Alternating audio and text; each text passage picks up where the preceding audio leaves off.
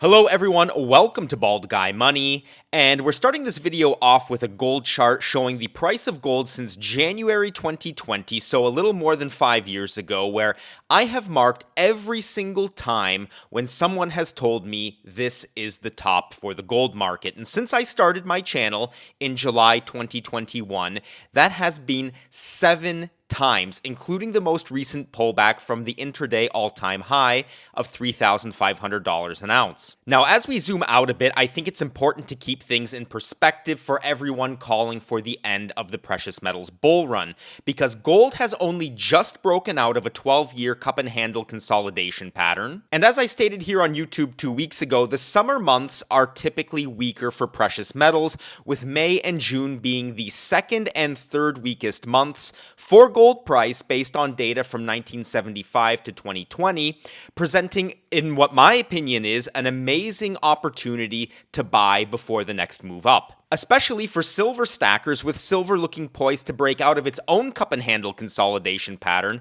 as the average closing price for 2025 is now above $32 an ounce, with price support at higher levels, and a current price higher than any annual close as measured in non-inflation adjusted US dollar terms for silver on record. Now, with that being said, I wouldn't be doing my job if I ignored some of the bearish things happening in the market right now for metals, because considering some of the recent developments, there are people who are starting to question the bull case or optimism for gold and silver, as well as the bear case or pessimism surrounding the stock market, with the S&P 500, as you can see here, rebounding a little more than 20% from its April lows, reducing safe haven demand for precious metals that reached a high leading into the 90-day truce between China and the United States as they pertain to tariffs. So in this video, I want to separate fact from fiction by explaining what has changed in this market, including one major development that has shown us a few very well-known precious metals personalities were badly mistaken about their analysis of the BRICS. Then I want to move on to my current assessment of how these points are impacting the stock market, and if I think this recovery is the real thing, or if I think we're in for another pullback. Once that's covered, I want to finish this video by discussing the consequences of all of this for gold and silver, and whether I've changed my mind on the continuation of the bull market I've been talking about for these metals. Now, just before we dive in, remember that you can get on a gold and silver buying schedule just like the one I am on at summitmetals.com. You can start with as little as 1 gram of gold and 1 ounce of silver per month, which is about $153 as of the time I am making this video. And if done consistently for 15 years, you can see here that an amount of cash that you may not miss or even need can be turned into a respectable stack of precious metals, providing you with protection that is completely outside of the financial system. So check them out for that, and this deal for 5 ounces of silver at spot when you use code NEWCUSTOMER at summitmetals.com. So jumping in, as I alluded to in the intro, there have been some developments over the past couple weeks that have even the most bearish people on stocks and the most bullish people on gold and silver scratching their heads and questioning their market outlook. And I want to thank Jeff Faulkner for his great question, which was the inspiration for this video, as well as remind all of you watching to drop your questions and comments in the comments section below during the course of this video, because I read them all and I choose one to appear in every video that I do. Now, the developments I'm talking about, some of which Jeff included in his question, include a major rebound in the stock market after the 90-day China-USA tariff truce, the reassertion of petrodollar strength in the global financial system with President Trump's successful trip to Saudi Arabia, crushing the narrative of a Saudi defection to the BRICS, which was a narrative I told you all to be skeptical of in the past, capped off with the potential of some incoming peace deals, which may have the market seeking more risk, especially if promising CPI or inflation reading numbers hint at interest rates starting to come down again soon. Now, getting into our first data points, I have admittedly been bearish on the stock market since the end of 2023, and I have been asked recently, considering the big move up we've seen in the S&P 500, if I regret my move to metals, miners, and cash, and my answer to those people is there's really nothing to regret, because silver, gold, and the GDX, which is the large miners ETF, are all beating the S&P over the last 12 months, as well as year to date so far in 2025. So there's nothing to regret here. It was the right thing to do, and the only question is it still the right thing to do? Well, digging into Jeff's question and some of the points that I made, there are really three major points supporting the bull case for stocks, and they are Donald Trump attracting foreign investment to the United States, leading to a job boom, lower interest rates supporting an investment-friendly environment, and a rise in productivity as we harness AI, which should make things cheaper and solve a lot of the inflation issues we've experienced over the last 4 years. And these are some excellent points which will undoubtedly at some point start paying dividends, not only in the United States, but in the global economy at large. But as optimistic as we can be about the future, and time will tell what's going to happen, the last 2 years in the USA and around the world have been particularly tough. And no matter how hard you try to fix problems, the reality is that things are still deteriorating based on past decisions. Bankruptcy filings are increasing versus last year, and last year saw the most bankruptcy filings since 2010. Unemployment is still rising. The number of job openings remains in terminal decline, with part of that being driven by tech, which, thanks to AI productivity, is allowing companies to automate certain processes and eliminate lower-level jobs in their organizations. And you could use that as an argument to say, well, that means I should own these tech companies because despite the consequences to the job market over the short term, they will do very well as demand for their products goes up and their costs go down. And I admit that may be true over the short term, but in reality, the solutions these tech companies come up with are packaged and sold to corporate clients. Clients like UPS, which, as you can see here, I have on good authority from a Patreon member who used to work at the company, is experiencing a big slowdown right now. And whether you are for the tariffs or not, because this is not a discussion about the long-term pros and cons of tariffs or challenging trade partners on currency manipulation, which I think is perfectly fair, by the way,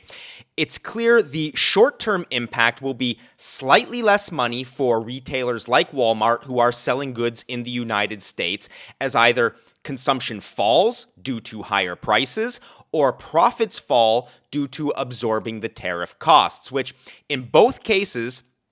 objectively results in investors repricing stocks to the downside and possible budget cuts from these major retailers as companies fight to maintain their profits, which includes, by the way, pulling back on their advertising budgets, much of which is spent at big tech companies and received by YouTubers like me. And the best data point that I can provide to support my argument here is by showing you all what insiders, so by insiders I mean people who work in high positions at these publicly traded companies as well as large investors, are currently doing on the stock market. And that includes the Walmart insiders who sold $450 million in stocks 2 months ago, leading up to this announcement of higher prices. And I don't think that's a coincidence. And I also don't think it's a coincidence that other insiders have not been buying this latest move up in stocks. And what I said 2 weeks ago is that this doesn't sit well with me. Because if their internal numbers were so good, if they were so bullish on their business models, they'd be buying stocks into this rally. But fast forward to today, where things were quiet 2 weeks ago on the side of insider buying and selling, we are now seeing a huge wave of selling, insider selling, into this latest market bounce, with one of the only significant buy transactions of the last few days being a $25 million purchase of United Health shares by the company's chairman, who probably knows it's going back up after experiencing a wild 50% sell-off. So let these two bits of data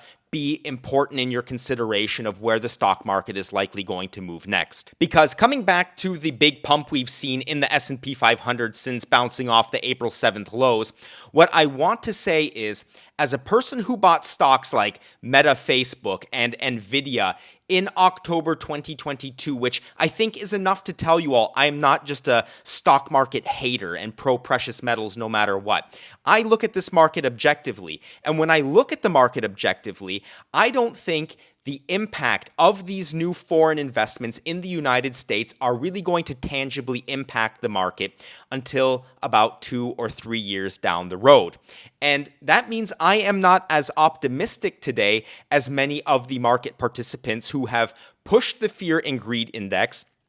back into the greed territory are. And remember the old saying, when people are greedy, be fearful. And when people are fearful, be greedy. Yes, more rate cuts will come, and they will fuel a pump in the stock market after the dust of whatever is going to happen has settled. But it's far too early to talk about getting extremely bullish on the stock market, at least in my opinion. Because with U.S. debt now being downgraded by Moody's this past Friday, which was the last of the ratings agencies that still graded U.S. debt as AAA, since S&P downgraded it in 2011 and Fitch downgraded it in 2023, the speed at which these lower rates start to be felt in the market isn't totally obvious right now. And despite Trump's fantastic show in the Middle East, which I will repeat tells us that Saudi Arabia isn't totally done with the US dollar quite yet, there is still a lot of uncertainty about the sustainability of US debt. And this is causing turmoil in the bond market because according to US Congress's latest spending plans,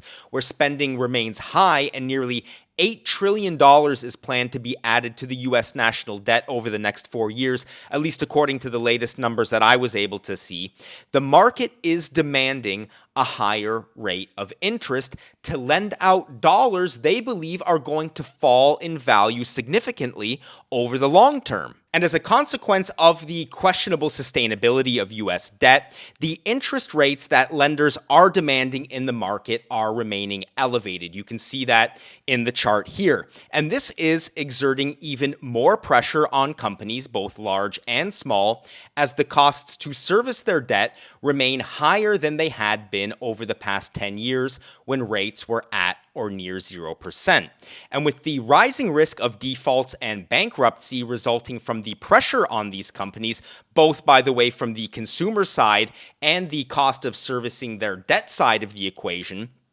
economic weakness and high credit market risk isn't going away anytime soon. And I suspect that it's not going to disappear until things get so bad that the Federal Reserve starts buying U.S. debt themselves via money printing or quantitative easing to get real interest rates in the market down, thus bailing out the economy, but more importantly, the banks that are holding a lot of toxic debt right now. And this is something very similar to what we've already seen happen in China late last year and early this year. And it's precisely why, knowing this is likely what is going to happen, central banks were still buyers of gold at $3,000 an ounce in the month of April. Because they have access to far more data than we do, and it's telling them, the data that they're looking at, with personal savings rates in the gutter all around the world, and personal household debt continuing to balloon out of control on top of unsustainable sovereign or national debts,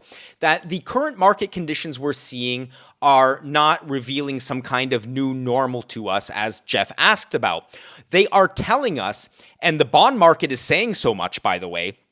that either we have to brace ourselves for a massive crash and correction in the market conditions as the result of getting serious about debt and spending, which are at unsustainable levels right now, or stagflation is going to become our long-term reality. A reality in which consumers remain under massive pressure due to rising prices, leading to decreases in consumption as a result of continued inflation because they can buy less things now with the same amount of money, which will result in more layoffs as well as higher unemployment. Because As things stand today, although AI is helping reduce costs in some areas, it's not yet at the level where prices are reflecting that, and that's because of the massive investments needed to develop these AI tools. And because AI itself doesn't consume services, in an economy where 72% of GDP is service-based, that is a major problem, at least for now, until we have fully integrated the benefits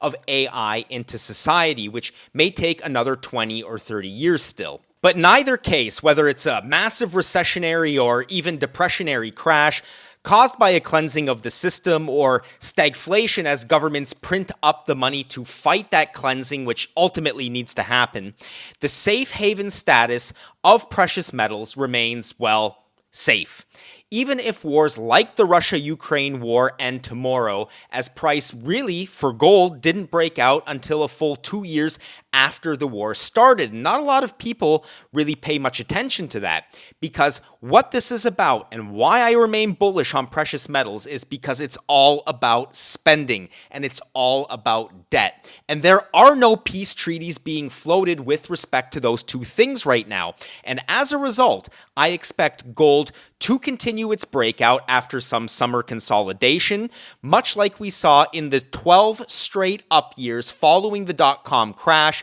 leading into the financial crisis. And that includes a breakout for silver this year as we move towards my 2026 price target, the one I originally shared in 2021 of $60 per ounce for silver in 2026, driven by investor demand as more people get priced out of gold and look to silver as an alternative, as well as industrial demand, which remains strong since the metal seems to be almost irreplaceable at this point in both tech and green energy as synthetic alternatives like graphene, which I get a lot of questions about in the comments section, still face major scalability issues due to the inconsistent results yielded during the production process. So Jeff, coming back to your original question, I think you've got the right idea about what's to come. I think the only difference between our ways of thinking is in how long it's going to take. There is still a lot of uncertainty in the market today, especially as it relates to tariffs, which can be switched back on at any moment. And I think people who didn't sell their stocks before the last pullback just got a huge opportunity to at least take a little bit off the table in this latest rally. And let me add that there will come a day when I aggressively scale back into the stocks that I did so well on when I bought the dip in October 2022. And when that day comes, I will say it right here on the YouTube channel, just as I did then, but this time with more people watching. But until that day, and until I see data to contradict what I've been talking about here on the channel over the past year or so, I remain most bullish on gold and silver. And as long as central banks like the Federal Reserve continue to create inflation and bail out banks and bad actors in the economy, that long-term bullishness on gold and silver will not change. With that said, that's it for this video. Once again, I'd like to thank Jeff for his amazing question and all of the content I was able to build around it. And I want to encourage anybody who enjoyed this video to please leave a like below and share this content with anybody in your life that you think needs to hear this message. And with that said, as I say at the end of all of my videos, please remember to take care of yourselves and take care of each other. I will see you all next week right here at the same time. See you in the next video. Goodbye.